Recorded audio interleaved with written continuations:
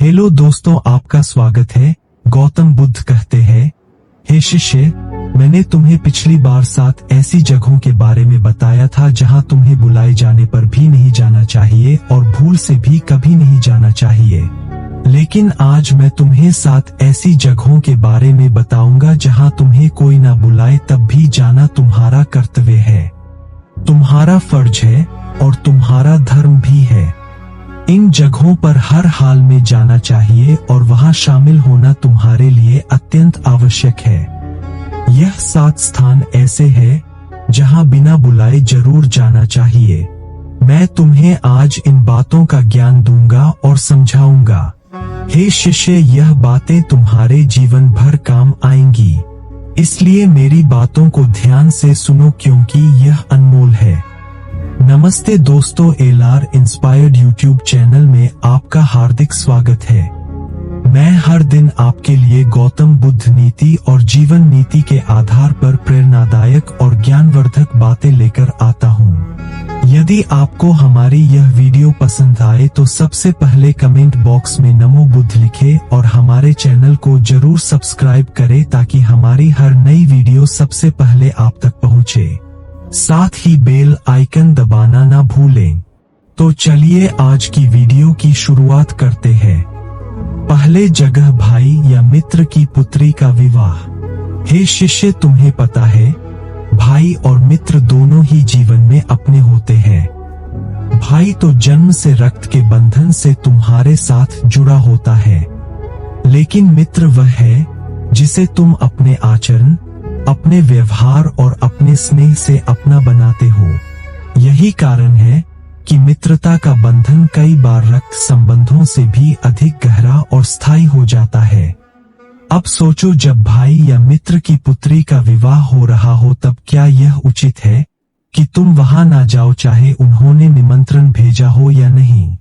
यह अवसर ऐसा है जहां तुम्हें बिना बुलाए भी अवश्य पहुंचना चाहिए, क्योंकि विवाह केवल एक सामाजिक कार्यक्रम नहीं बल्कि यह धर्म, परंपरा और संस्कारों से भरा हुआ एक यज्ञ है। कन्यादान को शास्त्रों में सबसे बड़ा दान माना गया है। मनुष्य चाहे कितनी ही संपत्ति दान कर दे, चाहे अनगिनत गोदान कर दे, किंतु कन्यादान का महत्व सबसे ऊंचा बताया गया है, क्योंकि यह केवल एक दान नहीं बल्कि यह एक परिवार के संस्कार और उसकी गरिमा का प्रतीक है। जब भाई या मित्र अपनी पुत्री को विदा करता है तो उसके हृदय में अनेक भाव उमड़ते हैं, गर्व, पीड़ा, प्रेम और आशा। ऐसे समय में तुम्हारी उपस्थिति उसके मन को बल देती है। हे शिष्य, याद रखना, जीवन में एक व्यक्ति अकेले नहीं जी सकता। जब सुख और दुख बांटे जाते हैं तभी जीवन सार्थक होता है। जब तुम बिना बुलाए भाई या मित्र की पुत्री के विवाह में पहुंचते हो तो यह दर्शाता है कि तुम्हारा प्रेम केवल शब्दों में नहीं बल्कि कर्मों में भी जीवित है। तुम्हारी यह उपस्थिति उसके परिवार के लिए सल बनती है। सोचो, यदि किसी कारण से तुम्हारा और मित्र का संवाद बंद हो गया हो या भाई से दूरी हो गई हो तो क्या इसका अर्थ यह है कि तुम उनके सबसे बड़े अवसर में भी अनुपस्थित रहो? नहीं, बिल्कुल नहीं। उस क्षण सारे मतभेद भुलाकर तुम्हें वहां पहुंचना चाहिए, क्योंकि पुत्री का विवाह केवल उसका नहीं बल्कि पूरे परिवार का और समाज का उत्सव होता है, एक स्नेह और विश्वास का प्रतीक। जब तुम बिना निमंत्रण के भी विवाह में पहुंचते हो तो यह संदेश जाता है कि तुम उस परिवार का सुख दुख सच में अपना मानते हो। यह विश्वास रिश्तों को गहराई देता है। समाज में भी यह देखा जाता है कि कौन व्यक्ति निस्वार्थ भाव से दूसरों के साथ खड़ा है। 2 सामाजिक एकता का संदेश। विवाह केवल 2 व्यक्तियों का नहीं बल्कि 2 परिवारों का मिलन होता है। जब तुम वहां पहुंचते हो तो यह सामाजिक एकता को मजबूत करता है। तुम्हारी उपस्थिति लोगों को यह एहसास कराती है कि इस समाज में कोई अकेला नहीं है। 3 धर्म और पुण्य का अवसर। शास्त्रों में विवाह समारोह में सम्मिलित होने को पुण्यकारी कार्य कहा गया है। क्योंकि विवाह एक यज्ञ है और यज्ञ में सम्मिलित होकर मनुष्य पुण्य अर्जित करता है। हे शिष्य, यह मत सोचना कि तुम्हारी उपस्थिति केवल औपचारिकता होगी। नहीं, तुम्हारा वहां पहुंचना उस परिवार के लिए एक आशीर्वाद के समान होगा। तुम चाहो तो अपने साथ कोई छोटा सा उपहार लेकर जाओ या केवल अपनी शुभकामनाएं ले जाओ, किंतु तुम्हारी उपस्थिति ही सबसे बड़ा उपहार होगी। जब वरमाला डाली जाएगी, जब कन्यादान होगा, जब विदाई का भावुक क्षण आएगा, तब उस परिवार की आंखें चारों ओर अपनों को खोजेंगी। यदि वे तुम्हें वहां देखेंगे तो उनके हृदय को सच्चा सुकून मिलेगा। अपनों के मंगल कार्य में सम्मिलित होना ही सच्चा धर्म है। जो व्यक्ति अपने ही के सुख दुख में अनुपस्थित रहता है, वह जीवन में कभी सच्चा सम्मान नहीं पा सकता। हे शिष्य, इसलिए तुम्हारा धर्म है कि जब भी भाई या मित्र की पुत्री का विवाह हो तो तुम बिना बुलाए भी वहां पहुंचो। यह केवल तुम्हारा कर्तव्य नहीं बल्कि यह तुम्हारे जीवन का गौरव भी है। दूसरा जागा गुरु का घर। हे शिष्य, सुनो, मनुष्य के जीवन में सबसे बड़ा वरदान अगर कोई है तो वह है गुरु। माँ तुम्हें जन्म देती है, पिता तुम्हें पालन पोषण करता है, लेकिन गुरु तुम्हें आत्मा का बोध कराता है। गुरु ही वह है जो तुम्हें अंधकार से प्रकाश की ओर ले जाता है। इसीलिए कहा गया है, गुरु ब्रह्मा गुरु विष्णु गुरु देवो महेश्वर गुरु साक्षात परब्रह्म तस्मै श्री गुरुवे नमः। अर्थात गुरु ही ब्रह्मा है जो ज्ञान का सृजन करता है, गुरु ही विष्णु है जो ज्ञान की रक्षा करता है, और गुरु ही महेश्वर है जो अज्ञान का संहार करता है। ऐसा गुरु वास्तव में स्वयं परमात्मा का स्वरूप है। हे शिष्य, इसीलिए तुम्हें याद रखना चाहिए कि गुरु का घर वह स्थान है जहां तुम बिना बुलाए भी जा सकते हो। वहां पहुंचना तुम्हारा कर्तव्य है, क्योंकि गुरु के घर का द्वार हमेशा शिष्य के लिए खुला होता है। गुरु का घर केवल 4 दीवारों का मकान नहीं है, वह ज्ञान का मंदिर है, वह पवित्र तीर्थ है, वह स्थान है जहां बैठकर शिष्य के जीवन में नए संस्कार, नए विचार और नई दिशा का संचार होता है।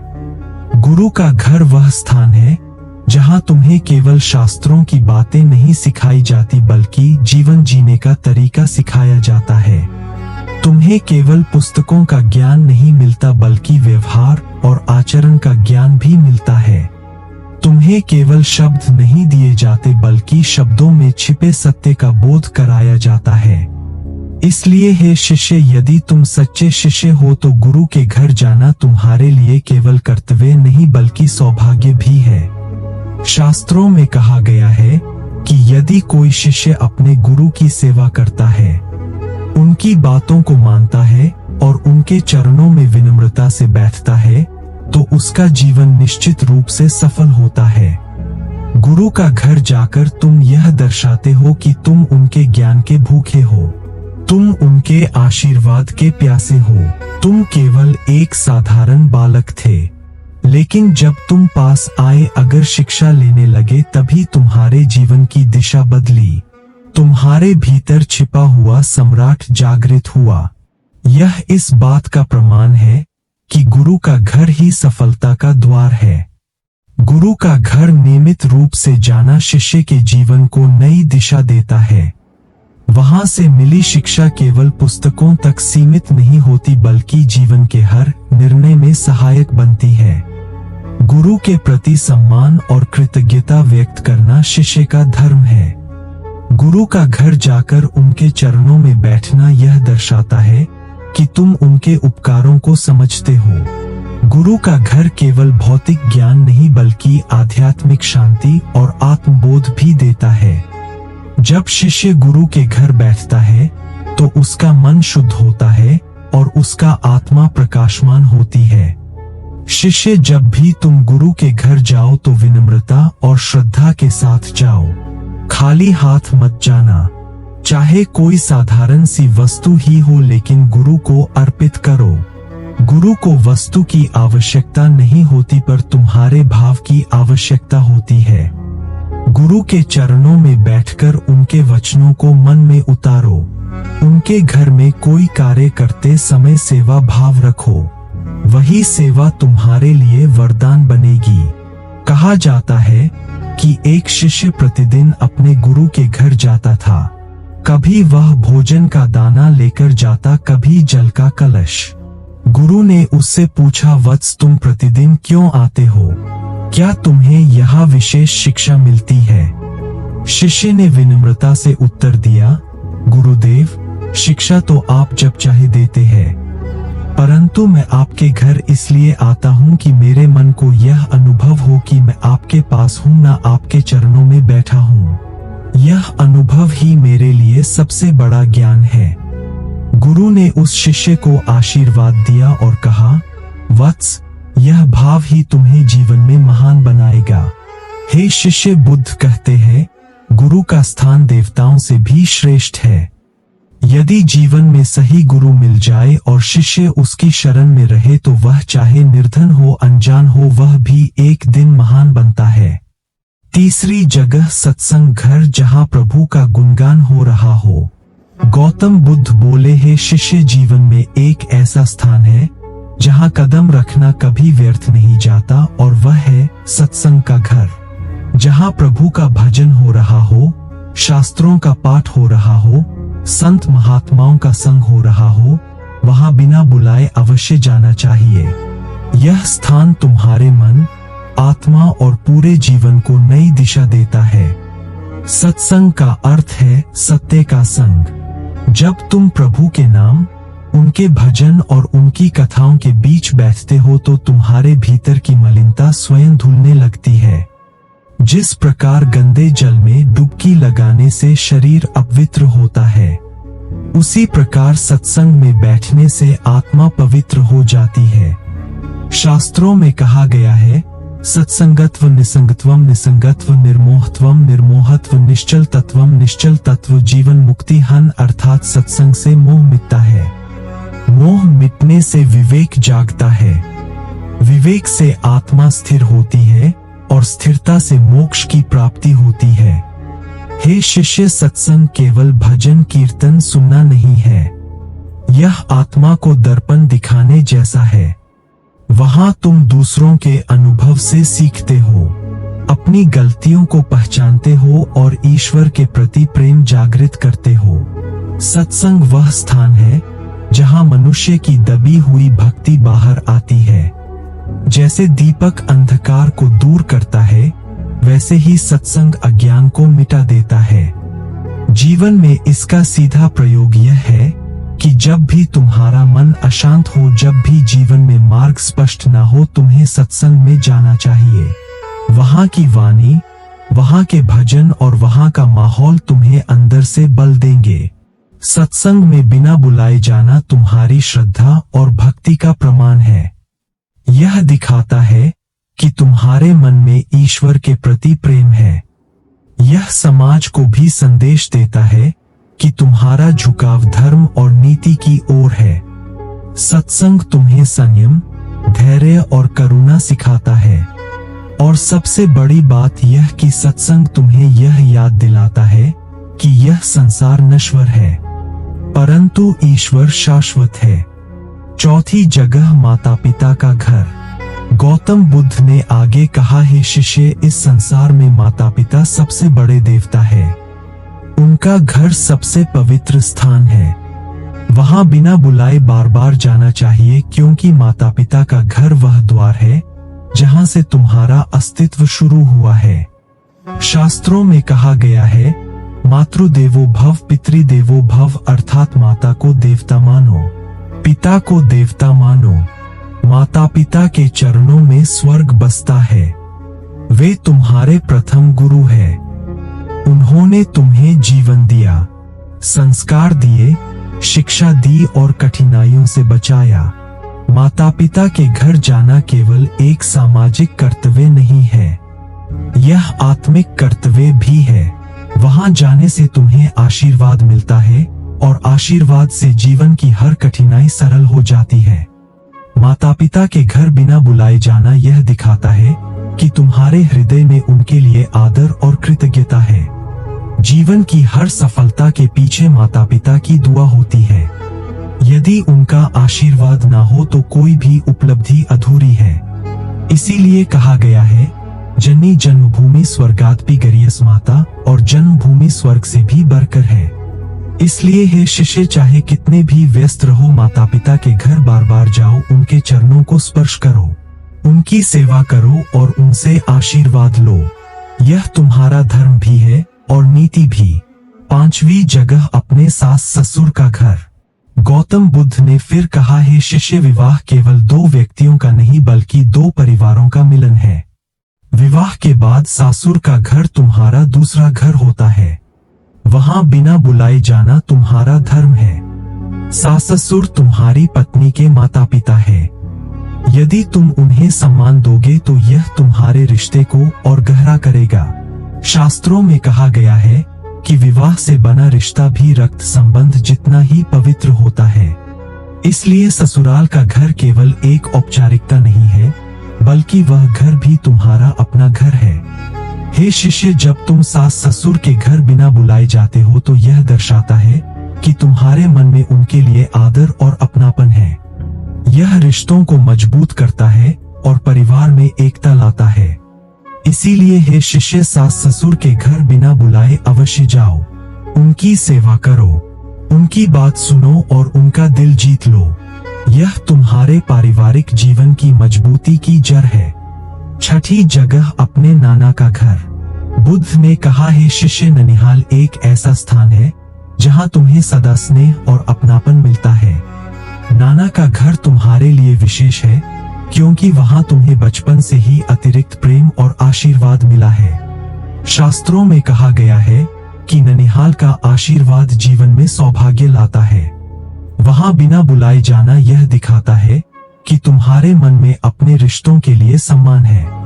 हे शिष्य, नाना का घर केवल एक रिश्ता नहीं है, बल्कि यह तुम्हारे संस्कारों का स्रोत भी है। वहां जाने से तुम्हारा पारिवारिक बंधन मजबूत होता है। वहां मिलने वाला स्नेह तुम्हारे जीवन को सरल बनाता है। 7वीं जगह, अपनों की मृत्यु पर बुद्ध ने गहरी सांस ली और कहा, हे शिष्य, जीवन का सबसे बड़ वहां जाने से तुम्हें आशीर्वाद मिलता है और आशीर्वाद से जीवन की हर कठिनाई सरल हो जाती है।